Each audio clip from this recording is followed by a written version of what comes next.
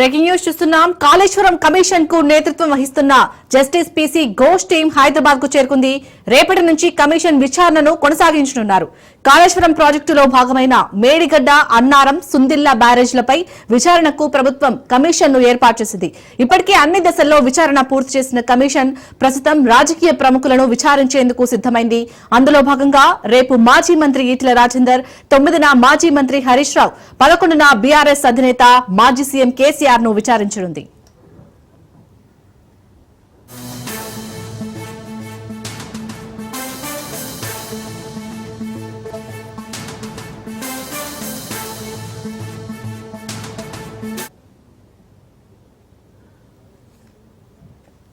రైట్గా Kaleshwaram commission కు నేతృత్వం వహిస్తున్న జస్టిస్ పీసీ ఘోష్ టీం అయితే హైదరాబాద్ కు చేరినట్టుగా తెలుస్తుంది. దీనిపై పూర్తి డీటెయిల్స్ మా ప్రతినిధి రాజు అందిస్తారు. రాజు, చెప్పండి, వరుసగా ముగ్గురి విచారణ ఉన్నాయి. రేపైతే ఈటెల రాజేందర్ ఉంది.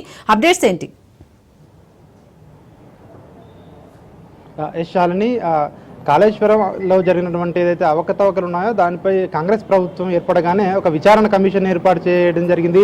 జస్టిస్ పినాకి చంద్రఘోష్ ఆధ్వర్యంలో ఏకసభ్య కమిషన్ను ఏర్పాటు చేయడం జరిగింది. ఈ కమిషన్ పలుమార్లు ఇప్పటికే ఈ ప్రాజెక్టుకు సంబంధించినటువంటి ఈ ప్రాజెక్టులో ఎవరైతే ఇన్వాల్వ్ అయ్యారో అధికారులు కానివచ్చు, నిర్మాణ సంస్థ కానివచ్చు, టెక్నికల్గా ఎవరైతే దీనికి సహకారం అందించారో వాళ్ళందరినీ కూడా ఇప్పటికే పలు దఫాలుగా ఈ యొక్క కమిషన్ విచారించడం జరిగింది. ఇక చివరగా కాళేశ్వరం కమిషన్ చివరి దశకు విచారణ చేరిందని చెప్పవచ్చు. ఈ దశలో అప్పటి ప్రభుత్వ పెద్దలను విచారించేందుకు ఇప్పటికే డేట్లు కూడా ఫిక్స్ చేయడం జరిగింది కమిషన్.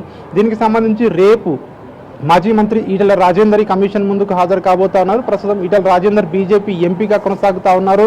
అప్పుడు బీఆర్ఎస్ ప్రభుత్వంలో ఈటెల రాజేందర్ ఆర్థిక మంత్రిగా పనిచేయడం జరిగింది. అదేవిధంగా కాళేశ్వరం ప్రాజెక్టుకు సంబంధించి అప్పుడు జరిగినటువంటి ఏదైతే చెల్లింపులు ఉన్నాయో ఆ చెల్లింపుల్లో అవకతవకలు జరిగాయని చెప్పేసి ఇప్పటికే ఇటు కాళేశ్వరం కమిషన్ గుర్తించినట్టుగా కూడా తెలుస్తోంది. దీనికి సంబంధించి అసలు వాస్తవాలు ఏంటి అనేది తెలుసుకునేందుకు ఈటెల రాజేందర్ను ప్రశ్నించేందుకు కమిషన్ సిద్ధపడింది. రేపు ఉదయం ఆయన కమిషన్ ముందుకు హాజరు కాబోతా ఉన్నారు. అప్పుడు జరిగినటువంటి పరిస్థితులు ఏమిటి, బిల్లులు ఏ విధంగా చెల్లించడం జరిగింది, సో ఎట్లాంటి వాటికి బిల్లులు చెల్లించడం జరిగింది అనేటువంటి ప్రశ్నలు ఈటెల రాజేందర్ను అడగబోతా ఉన్నట్టుగా కూడా తెలుస్తూ ఉంది. ఇక 9వ తేదీన మాజీ మంత్రి హరీష్ రావును ఈ కమిషన్ విచారించబోతా ఉంది. కమిషన్ ముందుకు హరీష్ రావు హాజరు కాబోతా ఉన్నారు. 9వ తేదీన హరీష్ రావును విచారించేందుకు కమిషన్ ఇప్పటికే ఏర్పాటు కూడా చేసింది. దీనికి సంబంధించి అప్పటి ప్రభుత్వంలో హరీష్ రావు భారీ నీటిపారుదల శాఖ మంత్రిగా పనిచేయడం జరిగింది. ప్రాజెక్టుకు సంబంధించి అనుమతుల విషయంలో కావచ్చు, అదేవిధంగా ఇతర ఏదైతే విషయంలో కావచ్చు, ప్రభుత్వ పరంగా తీసుకోవాల్సినటువంటి చర్యలు కావచ్చు, ఇతర అంశాలన్నింటినీ కూడా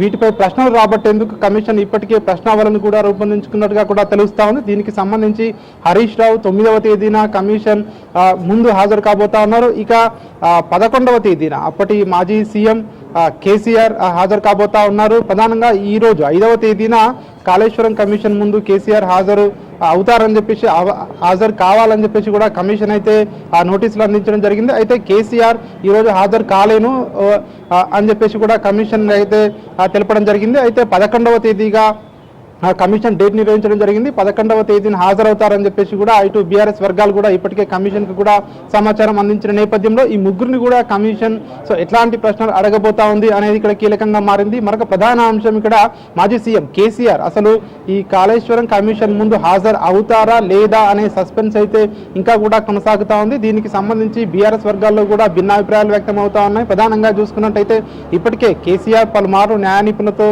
సంప్రదించినట్టుగా కూడా తెలుస్తోంది. అదేవిధంగా మాజీ మంత్రి హరీష్ రావుతో పలుమార్లు కేసీఆర్ కూడా భేటీ కావడం జరిగింది. కాళేశ్వరం ముందు హాజరు కావాలా లేదా అనే దానిపై ఇప్పటికే ఒక క్లారిటీకి వచ్చినట్టుగా కూడా తెలుస్తోంది. అయితే బయటకు మాత్రం ఇప్పటి వరకు కూడా కేసీఆర్ కాళేశ్వరం కమిషన్ ముందుకు హాజరు అవుతారా లేదా అనేది మాత్రం ఇంకా కూడా ఎక్కడ కూడా పార్టీ వర్గాల ద్వారా ఇంకా కూడా వెల్లడించలేదు. కాబట్టి ఆ సస్పెన్స్ అనేది ఇంకా ఆ విధంగానే కొనసాగుతూ ఉంది. ప్రధానంగా ఈ ముగ్గురు కీలక నాయకులు ఎవరైతే ఉన్నారో అప్పటి ప్రభుత్వం పెద్దలుగా ఉన్నటువంటి ఈ ముగ్గురు కీలక నాయకులను కమిషన్ విచారించబోతా ఉంది. ఇప్పటికే కమిషన్ విచారణ గడువు ముగుస్తుండటంతో గతంలోనే పలుమార్లు కమిషన్ యొక్క విచారణ గడువును పొడిగించారు. తాజాగా జూలై 31 వరకు కూడా ఈ కమిషన్ గడువు ఇంకా కూడా ఉంది. దీనికి సంబంధించి ఈ ముగ్గురిని విచారించిన తర్వాత, ప్రధానంగా కేసీఆర్ను విచారించిన తర్వాత ఈ యొక్క రిపోర్టును ప్రభుత్వానికి అందించే అవకాశం కనిపిస్తూ ఉంది. ఇప్పటికే ఈ యొక్క కాళేశ్వరం ప్రాజెక్టులో మేడిగడ్డ ప్రాజెక్టుపై సంబంధించినటువంటి ఏదైతే ఎన్డీఎస్ఏ నివేదిక కావచ్చు, ఇటు అదేవిధంగా దీనికి సంబంధించి ఇప్పటికే ప్రభుత్వానికి నివేదిక కూడా అందిన నేపథ్యంలో సో ఈ నివేదిక సో ఎట్లా ఉండబోతా ఉంది అనేది మాత్రం ఒక ఉత్కంఠ అయితే కొనసాగుతా ఉంది. దీనికి సంబంధించి చివరి దశకు విచారణ చేరినట్టుగా కూడా తెలుస్తా ఉంది. ఈ ముగ్గురిని విచారించిన తర్వాత జస్టిస్ పిసి ఘోష్ కమిషన్ ప్రభుత్వానికి నివేదిక అందించే అవకాశం అయితే మనకు కనిపిస్తా ఉంది. రాజు, మీరు అన్నట్టు రేపైతే ఈటీల రాజేందర్, కానీ ఇప్పటివరకు హరీష్ రావు కానీ ఇటు కేసీఆర్ చాలా సార్లు దీనిపై చర్చించారు. బట్ అధికారికంగా మాత్రం ఎక్కడా ప్రకటించలేదు కేసీఆర్ హాజరు అవుతారా లేరా అని. బట్ మీకు అందుతున్న సమాచారం ప్రకారం అసలు కేసీఆర్ ఈ విచారణకు హాజరయ్యే ఛాన్స్ ఎంతవరకు ఉంది? ఎందుకంటే కేసీఆర్ విచారణ తర్వాతనే ప్రభుత్వానికి నివేదిక సమర్పిస్తారు. సో మరి ఏ విధంగా ఉంది? కేసీఆర్ హాజరయ్యే ఛాన్స్ ఎంతవరకు కనిపిస్తుంది?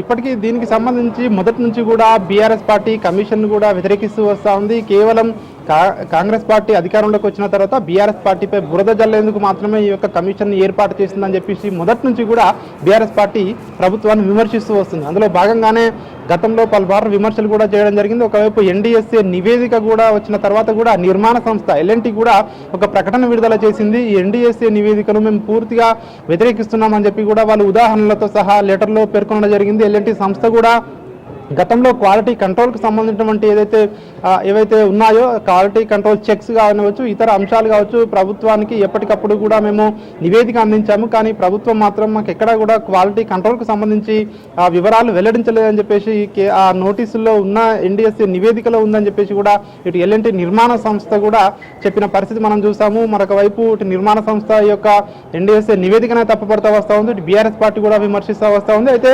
కేసీఆర్ ఈ దఫా ఇప్పటికీ కమిషన్ గడువు కూడా పొడిగించారు. మరొక వైపు ఈరోజు 5వ తేదీన కేసీఆర్ విచారణకు హాజరు కావాల్సి ఉండే దాన్ని పొడిగించారు కేసీఆర్ అడగడంతో. అయితే ఖచ్చితంగా ఈసారి కేసీఆర్ హాజరు అవుతారు అని చెప్పేసి ఒకవైపు మనకు తెలుస్తూ ఉంది. ఎందుకంటే ఆయన విచారణకు హాజరు కాకపోతే గడువు పెంచమని అడిగేవారు కాదు. కాబట్టి గడువు పెంచమని అడిగారంటే ఖచ్చితంగా విచారణకు హాజరవుతారు. ఎందుకంటే ఇప్పటికే ఒకవైపు కాంగ్రెస్ పార్టీ నుంచి విమర్శలు వస్తూ ఉన్నాయి. ఒకవేళ ఏం తప్పు చేయకుంటే ఎందుకు విచారణ సంస్థల ముందుకు కేసీఆర్ రావడానికి భయపడుతూ ఉన్నారని చెప్పేసి కూడా ప్రతిపక్షాలు విమర్శలు చేస్తా ఉన్న ఈ తరుణంలో సో ఇట్లాంటి వాటికి సమాధానాలు చెప్పేందుకు కేసీఆర్ హాజరు అవుతారు అని చెప్పేసి మరొక వైపు బీఆర్ఎస్ వర్గంలో కొంతమంది చెప్తున్న పరిస్థితి మనకు కనిపిస్తూ ఉంది. ఏదేమైనప్పటికీ కేసీఆర్ మాత్రం ఈ విచారణకు హాజరయ్యే అవకాశాలే ఎక్కువగా ఉన్నట్టుగా కూడా మనకు తెలుస్తూ ఉంది. మొత్తానికి ఈ ముగ్గురు ఏదైతే అప్పటి ప్రభుత్వంలో పెద్దలుగా ఉన్నటువంటి ఈ ముగ్గురిని విచారించిన తర్వాత కాళేశ్వరం కమిషన్ విచారణ తుది అంకానికి చేరుతుందని చెప్పేసి మనకు తెలుస్తూ ఉంది. ఇప్పటికే దీనికి సంబంధించి ఇటీవల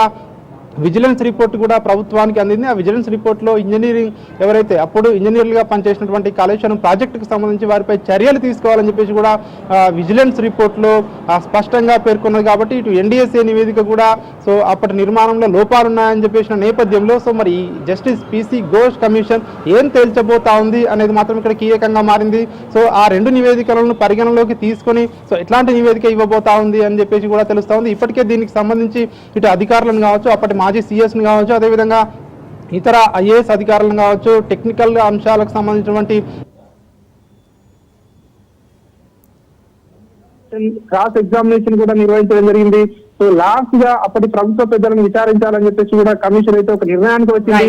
దీనికి సంబంధించి జస్టిస్ పిసి ఘోష్ నిన్న హైదరాబాద్ కి చేరుకోవడం జరిగింది. సో రేపు ఉదయం ఇతను రాజేందర్ అయితే కమిషన్ ముందుకు హాజరు కాబోతా ఉన్నారు. 9వ తేదీన హరీష్ రావు, 11వ తేదీన కేసీఆర్ హాజరవుతారని చెప్పేసి కూడా కేసీఆర్ హాజరవుతారని చెప్పేసి కూడా ఇటు కమిషన్ వర్గాల ద్వారా మనకు సమాచారం అంతా ఉంది.